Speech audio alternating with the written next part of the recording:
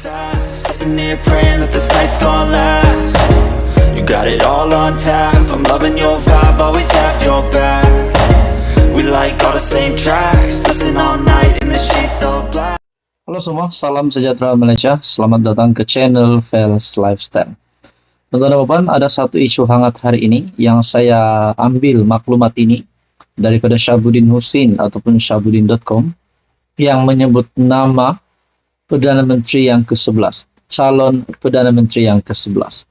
Kalau ini benar berlaku, selamat tinggal Mahathir, selamat tinggal Perikatan Nasional ataupun siapa sahaja yang mempunyai impian untuk menjadi Perdana Menteri ke-11. Nah, saudara-saudara umum juga mengetahui berkaitan dengan keputusan terkini pembebasan Najib Razak, di mana peguam Najib sendiri membuat pengakuan, seorang peguam sendiri membuat pengakuan bahwa Najib sendiri tak tahu bila pengampunannya akan dibincangkan. Satu perkongsian daripada Syabuddin Husin ataupun Syabuddin.com, Najib Perdana Menteri ke-11 menurut laporan yang belum dapat dipastikan kesahihannya, nasib Najib Razak sama ada kekal berada di penjara atau dibebaskan akan diketahui sebelum ujung bulan. Semalam, channel News Asia atau CNA melaporkan lembaga pengampunan akan mengadakan mesyuaratnya pada minggu ketiga bulan Januari. Kata laporan itu, permohonan pengampunan akan dibincangkan dalam mesyuarat tersebut dan bekas Perdana Menteri itu mungkin akan diberi pengampunannya, seterusnya dibebaskan dari penjara.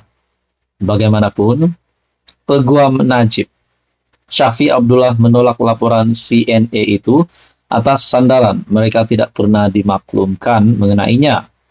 Kami sebagai peguam Najib tidak pernah dimaklumkan berkenaan tarik mesyuarat lembaga pengampunan atau jika ada berkaitan permohonan pengampunan anak guam kami. Maka kami jadi tergamam bagaimana CNA telah membuat spekulasi dengan berita tidak berasas ini, katanya dalam satu kenyataan.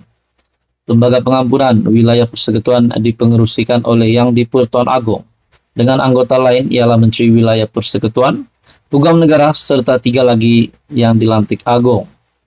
Berikutan laporan CNA itu, meskipun isu menjatuhkan kerajaan masih diperbualkan, tetapi sejak semalam lebih ramai yang berminat untuk berspekulasi mengenai nasib Najib. Ada peluangkah Najib dibebaskan? Sebahagian besar merasakan anak sulung Tun Razak itu mempunyai peluang cerah untuk dibebaskan, manakala segelintir masih menanggapinya peluangnya 50-50. Ada pula yang mengakui turut bermimpi berjumpa Najib dalam keadaan ceria dan tersenyum pada malam sebelum berita CNA dilaporkan media tempatan. Barangkali secara kebetulan, serentak dengan penularan berita mengenai laporan CNA, semalam juga Agong telah berkenan merasmikan Menara Merdeka 118 yang pembinaannya diilhamkan oleh Najib ketika beliau memegang jawatan Perdana Menteri. Nah, di dalam artikel ini menyebut juga, sebenarnya sukar meramalkan sama ada Najib akan dibebaskan atau kekal berada di penjara. Cuma insting saya kuat mengatakan, jika beliau bebas, beliaulah yang akan menjadi Perdana Menteri ke-11 selepas ini, menurut Syabuddin. Nah, saudara-saudara, dalam hal ini saya sendiri banyak ditanya mengenai kedudukan Najib. Jika benar, lembaga pengampunan akan bermesyuarat sebelum ujung bulan ini. Nah, saudara-saudara, apa komen Anda? Menurut Syabuddin, insting beliau kuat mengatakan, jika Najib dibebaskan, beliaulah yang akan menjadi Perdana Menteri ke-11. Apa komen Anda? Sekian saja, teruskan bersama di dalam channel ini. Halo semua, salam sejahtera Malaysia, tuan-tuan dan puan yang amat dihormati. Seperti yang kita tahu, 31 Januari ini, Kebawah Duli Yang Maha Mulia Yang di-Pertuan Agong akan diganti kepada Baginda Yang di-Pertuan Agong ke-17, yaitu Sultan Johor, Baginda Sultan Johor. Tetapi kenapa di akhir penggal yang di-Pertuan Agong Al-Sultan Abdullah Riayatuddin Al-Mustafa Bilasha, tiba-tiba kedengaran banyak berita berkaitan dengan bertukar kerajaan, menggulingkan kerajaan. Nah, siapapun juga pihak yang coba menggemparkan ataupun yang coba menimbulkan perkara ini, yang bagi saya menimbulkan huru hara ini, yang tergesa-gesa nak ganti kerajaan, nak tukar kerajaan di akhir penggal yang di Pertuan Agong Al-Sultan Abdullah. Bagi saya, siapapun juga pihak ini perlu dikenakan tindakan. Kita juga dengar ada fitnah lah, ada berita palsu berkaitan dengan isu ini, yaitu untuk menggulingkan kerajaan. Tetapi pada akhirnya dinafikan bahwa perkara ini tidak benar, seperti yang dinyatakan Timbalan Perdana Menteri Zahid Hamidi. SD Langkah Dubai itu tidak sah. Bahkan Datuk Seri Anwar Ibrahim sebagai Perdana Menteri pun telah menyatakan tidak ingin melayan perkara kecil sebegini.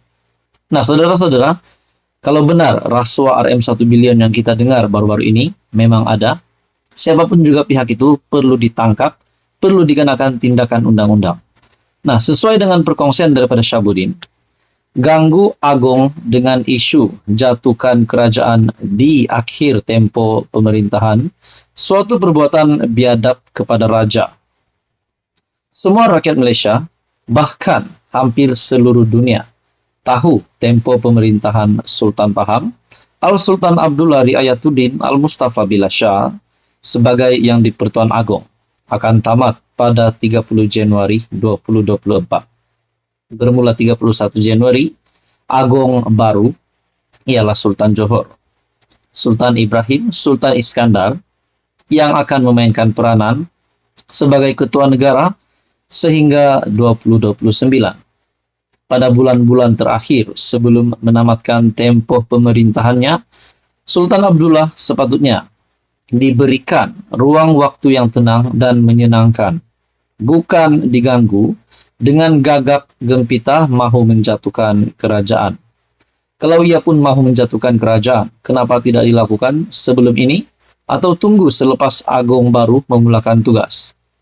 Lagi pula jika diteliti, selain tiada asas sokongan untuk menjatuhkan kerajaan ketika ini, Blok Pembangkang juga tidak memanfaatkan peluang yang tersedia.